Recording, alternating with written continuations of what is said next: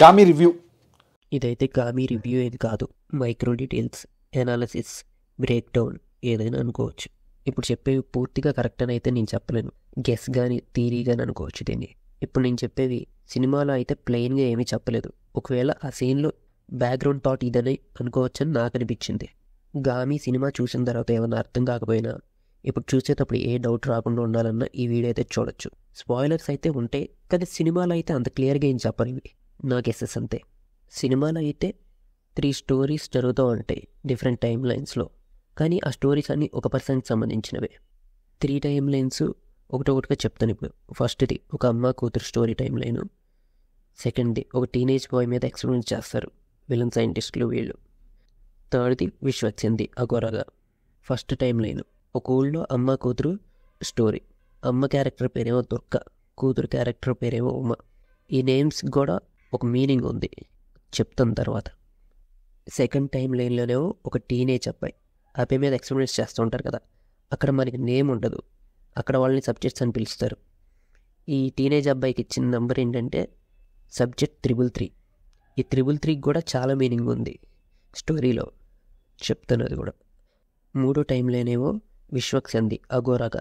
Vishwaksen character పేరేమో శంకర్. ఈ 3 time లైన్లో ఉన్న క్యారెక్టర్ నేమ్స్ ఇవన్నీ కలిపి మొత్తం ఎక్స్ప్లెయిన్ చేశాక మీకు లాస్ట్కి అర్థం అవుద్ది వీటన్నిటి మీనింగ్ ఏంటో. ఫస్ట్ టైం లైన్లో ఉమా పుట్టంగానే వాళ్ళ అమ్మ దేవదాసిగా మారిపోద్ది. చిన్నప్పుడే వదిలేసి వేరే ఊళ్ళో దేవదాసిగా చేస్తూ ఉంటుంది. అందుకే చిన్నప్పుడే ఉమాకి మెంటల్లీ ట్రామా కలిగినట్టు. అదే కాక వాళ్ళమ్మ ఉమా దగ్గరికి వచ్చిన తర్వాత వెంటనే చచ్చిపోతుంది ఎక్కువ టైం గడపకుండానే. ఈ సినారియోలో కూడా ఉమా మెంటల్లీ ట్రామాకు గురైనట్టు. సెకండ్ టైం లైన్లో ఆ టీనేజ్ బాయ్ మీద కూడా ఎక్స్పెరిమెంట్స్ చేస్తూ ఉంటారు, వాడికి ఎలక్ట్రిక్ షాక్స్ ఇస్తూ ఉంటారు, దీనివల్ల ఫిజికల్గా ట్రామా అయ్యిద్ది. థర్డ్ టైం లైన్లో శంకర్కి గతం గుర్తుండకపోవడానికి కారణం ఏంటంటే ఫస్ట్ 2 టైం లైన్స్లో జరిగిన అనుభవాలే. ఫస్ట్ టైం లైన్లో ఉమాకి జరిగిన మెంటల్ ట్రామా, సెకండ్ టైం లైన్లో ఆ టీనేజ్ బాయ్కి జరిగిన ఫిజికల్ ట్రామా. మనిషికి తను తట్టుకోగలిగిన దానికంటే ఎక్కువ బాధ కానీ ట్రామా కానీ ఎదురైతే మన బాడీ ఫ్లైట్ ఆర్ ఫైట్ కండిషన్లోకి వెళ్ళిపోతుంది. ఇక్కడ శంకర్ జరిగింది కూడా అదే.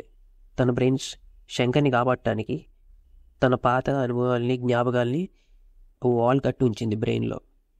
ఈ సినిమాలో ఉన్న క్యారెక్టర్ నేమ్స్కి కానీ చూపించే కొన్ని సింబల్స్ కానీ బ్యాక్గ్రౌండ్లో చాలా మీనింగ్ ఉంది. ఇప్పుడైతే చెప్పడానికి ట్రై చేస్తాను, అర్థమైతే చూడండి. ఇప్పుడు క్యారెక్టర్ నేమ్స్ గురించి చెప్తా. ఆ చిన్న పిల్ల పేరు ఉమా, వాళ్ళ అమ్మ పేరు దుర్గ. ఉమాని ఈ సైంటిస్టులు తీసుకొచ్చిన తర్వాత తనకి సబ్జెక్ట్ 333 అని నేమ్ ఇస్తారు. అక్కడి నుంచి పారిపోయిన తర్వాత అఘోరాలకు దొరికిన తర్వాత అతన్ని శంకర్ అని పిలుస్తారు. ఉమా, సబ్జెక్ట్ 333, శంకర్, ఈ ముగ్గురు క్యారెక్టర్లు ఒకటే. వీళ్ళమ్మ పేరేమో దుర్గ. శివుడిని ఉమామహేశ్వరుడు అంటారు, లేకపోతే శంకరుడు అంటారు. శివుడు వాళ్ళ అమ్మ పేరు దుర్గ. ఇక్కడ ఆ అమ్మాయి కొంత ఏజ్ వరకు వచ్చే వరకు అమ్మాయిలాగా పెంచుతారు ఉమా అని. తర్వాత ఎక్స్పెరిమెంట్ చేసేటప్పుడేమో సబ్జెక్ట్ 333 అంటారు. ఆ తర్వాత ఏమో అఘోరాలకు దొరికినప్పుడేమో శంకర్ అంటాడు.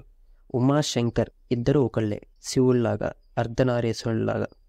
ఉమా అన్న శంకర్ అన్న వాళ్ళిద్దరూ ఒకటే కాబట్టి ఇది మైథాలజీకి ఇలాగ లింక్ చేశారనుకుంటున్నా. టీనేజ్లో ఉన్నప్పుడు సబ్జెక్ట్ 333 అని పిలుస్తారు కదా, 333 అనే దానికి కూడా అర్థం ఉంది ఈ బైబిల్స్లోను ఏట్లోను మొత్తానికి దేంటైతే ఉంది. 333 అంటే మైండ్, బాడీ అండ్ సోల్. శంకర్కి ఆ డిసీజ్ రావడానికి వాళ్ళు చేసిన ఎక్స్పెరిమెంట్సే కారణం. వాళ్ళు చేసేటప్పుడు ఆ ఎక్స్పెరిమెంట్ ఫెయిల్ అవ్వడం వల్ల వచ్చిన side ఎఫెక్టే హ్యాపీఫోబియా.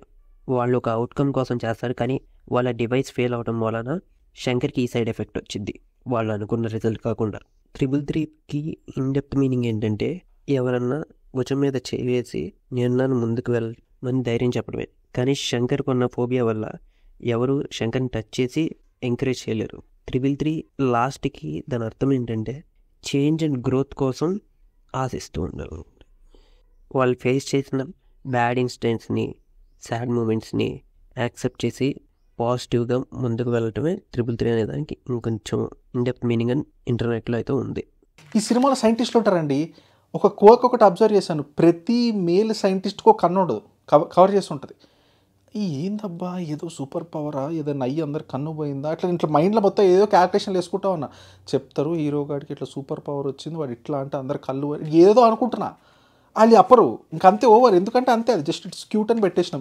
Every male character, every male scientist or ఆ ఏరియాలో ఉన్న వాళ్ళందరికీ ఒక కన్ను ఉండదు. మీరు అబ్జర్వ్ చేయండి, సినిమా చూస్తున్నా కూడా ఎందుకు అంటే తెలియదు. అలానే అసలు ఏం జరుగుతుంది, అలా ఏమేంటి, డెస్టినేషన్ ఏంటి, అలా ఒక చేయడానికి ఒక పర్పస్ ఉండాలి. ఇప్పుడు విలన్ గాడికైనా ఒక పర్పస్ ఉండాలి, ఎందుకు చేస్తున్నాడు, దాని వెనకాల హయ్యర్ మోటివ్ ఉందా, దాంతో ఏం సాధిస్తున్నారు. సో అది నాకు అక్కడ అచీవ్ అయింది అనిపిలా. క్వశ్చన్స్కి కొన్ని ఆన్సర్స్ ఉన్నాయి అనుకుంటున్నా. ఫస్ట్ క్వశ్చన్ ఏంటంటే ఆ విలన్కి మోటివ్ ఉందా ఏముందని అడుగుతారు కదా. విలన్ మోటివ్ ఏంటంటే మనుషుల మీద లొబోటమీ చేసి వాళ్ళ ఎమోషన్స్ని, బ్రెయిన్ని కంట్రోల్ చేయడం వాడి ఎయిమ్ అనమాట. ఇంకా అలా చేసి వాడి ప్రొసీజర్ వర్క్ అవుతుందని అందరికీ చూపించాలనేది వాడిది మోటో. ఆ రైట్ ఐ బ్లైండ్నెస్ కాన్సెప్ట్ ఏంటంటే కొంతమంది నమ్మేది ఏంటంటే చెడాత్మల్ని రైట్ ఐ బ్లైండ్ చేసుకోవడం వలన చూడలేమని. విలన్ అంటాడు కదా, ఈ పాపుల్ని శిక్షించే సమయం వచ్చింది అని. అందుకే రైట్ ఐని బ్లైండ్ చేసుకున్నారేమో అక్కడ ఉన్న మేల్ సైంటిస్ట్స్. అది కాక ఇంకోటి ఏంటంటే తారు వాళ్ళ నాన్న ఓడిను ఒక యుద్ధంలో రైట్ ఐని కోల్పోతాడు. జనాలందరూ తనకి పవర్, డిసిషన్ మేకింగ్ ఉండిద్దని దానివల్ల తెలుపుతారు రైట్ ఐ కోల్పోయిన వలన. ఇంకా చాలా థియరీస్ ఉన్నాయి, ఇంటర్నెట్లో వెతికితే దొరుకుతాయి మీకు అర్థం వచ్చి. ఇంకా విలన్ చెప్తూనే ఉంటాడు కదా, ఇక్కడ నాకే పవర్ ఉంది, నేనే డిసిషన్ మేకర్ అని. దానికి సింబాలిక్గా చూపించారు వెనకాల ఉన్న మైథాలజీలు ఇవి, ఈ రిఫరెన్సెస్ తీసుకొని. అసలు ఈ ఎక్స్పెరిమెంట్స్ ఎందుకు చేస్తారంటే విలన్ ఏమో బ్రెయిన్స్ మీద రీసెర్చ్ చేస్తూ ఉంటాడు, ఎక్స్పెరిమెంట్స్ చేస్తూ ఉంటాడు.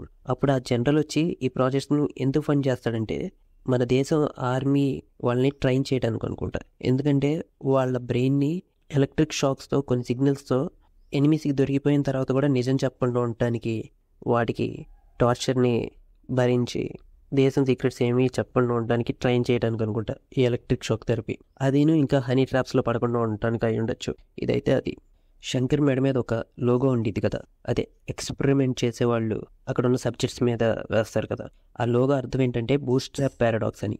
అంటే పాస్ట్, ప్రెజెంట్, ఫ్యూచర్ అన్నీ ఒకేసారి జరుగుతున్నట్టు. ఎలా అయితే స్క్రీన్ ప్లేలో చూపిస్తారు కదా ఈ సినిమాలో, 3 స్టోరీస్ ఒకేసారి చూపిస్తూ ఉంటారుగా, ఒకే టైం లైన్ లాగా వరుసగా. అందులో ఏంటంటే ఉమాకి జరిగినవి ఆ సబ్జెక్ట్ 333ని ఎలా ఎఫెక్ట్ చేసినాయి, సబ్జెక్ట్ 333కి జరిగినవి శంకర్ని ఎలా ఎఫెక్ట్ చేసినాయి. ఇప్పుడు లాస్ట్లో శంకర్ ఎలా ఎఫెక్ట్ అవుతున్నాడు వీటి మూలన. వాళ్ళిద్దరికీ జరిగినవి మర్చిపోతేనే కదా శంకర్కి ఈ ఫోబియా తగ్గేది. శంకర్కి ఆ ఫోబియా తగ్గాలంటే హిమాలయాలో ఉన్న మాలిపత్రాలు మెడిసిన్గా యూజ్ చేయాలంటారు.